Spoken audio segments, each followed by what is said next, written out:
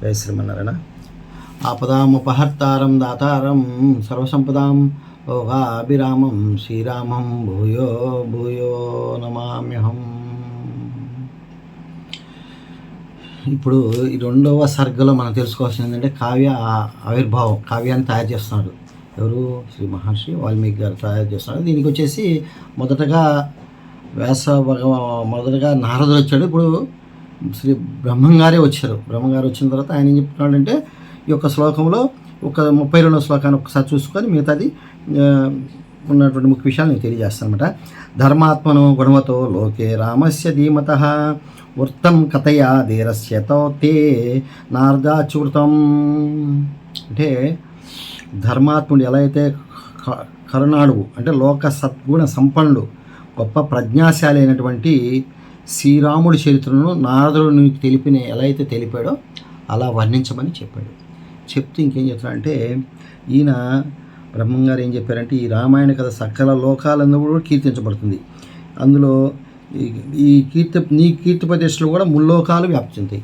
అంటే ఇప్పుడు వాల్మీకి గురించే కదా మనం చెప్పుకుంది. అట్లా ఆయన కీర్తి ప్రదేశంలో ముల్లోకాలు కూడా చెప్పుకుంటూ చెప్తూ అక్కడి నుంచి ఆయన అంతరార్థం అయిపోయాడు. అంటే కనిపించుకుని మాయమైపోయాడు చెప్పేసి. ఎప్పుడైతే చెప్పి వెళ్ళిపోయాడో ఇక్కడ శిష్యులు ఎక్కడో మా యొక్క మానిషాద శ్లోకాన్ని అంటే ఏం చెప్పాడు, ఈ శ్లోక వచనంతోనే శ్లోకబద్ధంగా రాసుకోవచ్చు, నువ్వు ఇలా రాసేసి అని చెప్పని ఒక గైడ్ లైన్స్ ఇచ్చి ఆయనకు చెప్పి రాసే విధానాన్ని చెప్పి వెళ్ళిపోయిన తర్వాత ఇక ఇదే శ్లోకంలో ఈయన తయారు చేయడానికి కూర్చున్నాడు అనమాట.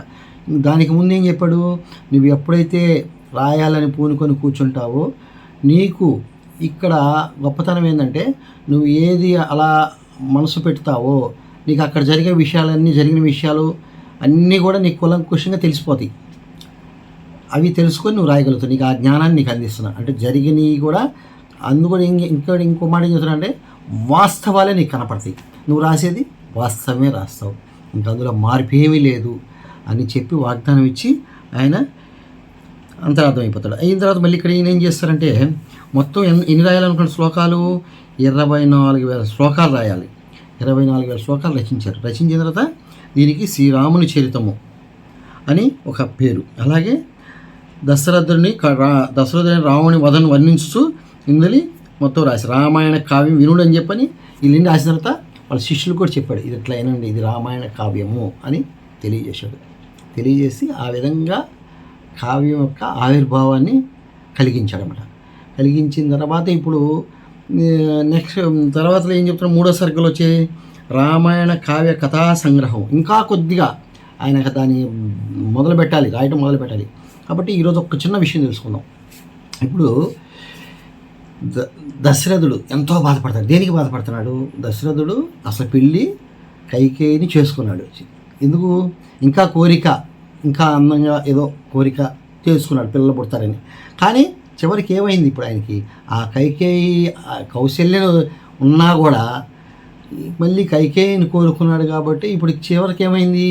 కైకేయి శాప ఎప్పుడైతే ఆమె కోరికలు అడిగిందో ఆయనకి శాపంలా అయిపోయినాయి. ఎప్పుడైతే 2 కోరికలు కోరిందో, ఎప్పుడు కోరింది? ఆయన ముందు రోజు పాపం పట్టాభిషేకం అన్నాడు, సిద్ధమవ్వండి చెప్పారు. మార్నింగ్ తెల్లారికల్లా రాత్రి నాకు ఖచ్చితంగా నాకు ఈ 2 వరాలు ఇవ్వాలి, నువ్వు ఇస్తానన్న 2 వరాలు ఇప్పుడు ఇచ్చేయి. ఒక వరం వచ్చేసాము రాముడు అరణ్యవాసానికి వెళ్ళడం, 2వ వరం భరతుడు పట్టాభిషేకం. ఇది జరిగింది.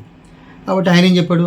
ఖచ్చితంగా రాముడు లేకపోతే నేను భూమి మీద ఉండను ముందే తెలియజేశాడు. నీ మాంగళ్యం పోతుంది. ఇన్ని తెలియజేసినా చూసారా మాయ కమ్ముద్దని చూసారా.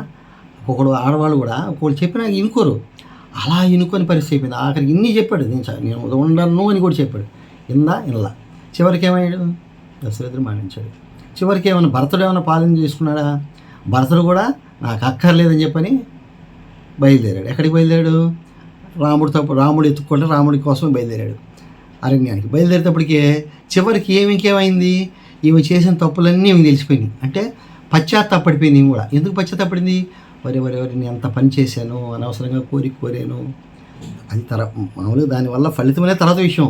ఇవాళ సమాజంలో మనం తెలుసుకోవాల్సింది ఏంటంటే ఇలా ఎప్పుడైతే హింసించి కోరినందువల్ల ఏంది భర్తను కోల్పోయింది. చివరికి ఏమైనా కోరిక తీరిందా?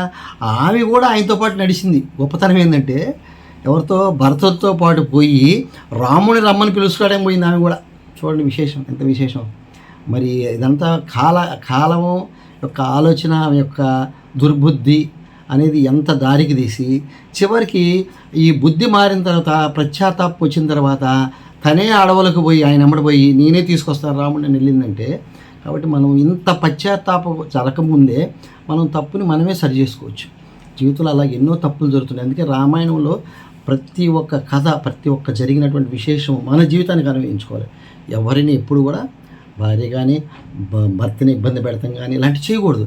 చేసామా, ఎవరైనా ఇబ్బంది పెట్టాలనుకున్నామా, అలాంటి ఇబ్బంది పెడితే చివరికి మనమే ఏదో ఒక రోజున పశ్చాత్తాపడాల్సిన పరిస్థితి వస్తుంది.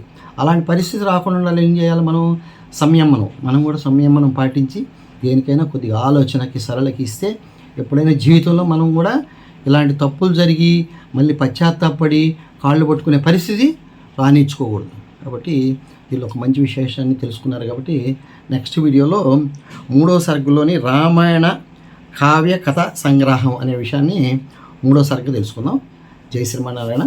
నెక్స్ట్ వీడియోతో మళ్ళీ కలుసుకుందాం.